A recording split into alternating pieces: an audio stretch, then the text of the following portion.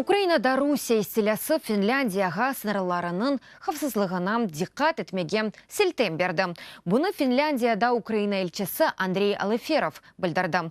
Мемлекетнің Русия Федерациясы елі 1200 километрлік сыныры қомшысының истәлі табиаты олғаны қында тарихи хатырасы бар. Шының үшін финлер өз ордусының арби азарлығыны сақлай. Шу жүмледен Украинаның ярдымыйын, Қырымның ишгаленден сон фин қануниеті мудафаасы асында денішті. Мемлекетні енді тек дегер мемлекетлерінің арбилерінден дегілді, танылмаған ешіл адамчықлардан да қорумаға мүмкін олды. Якын планларда мелес истелясына қаршылықның халқара лейхасы тұты.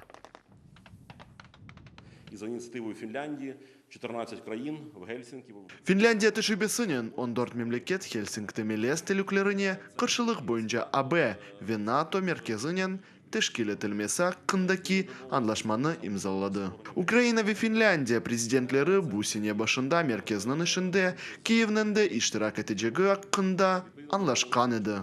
Семинар ве мутихасыслар иле анлашу фаққында да анлашма бар. Меркез келечек сене январның бірінден ишлемеге башлайжақ. Ишінде Украина экспертлері де иштирак етежек.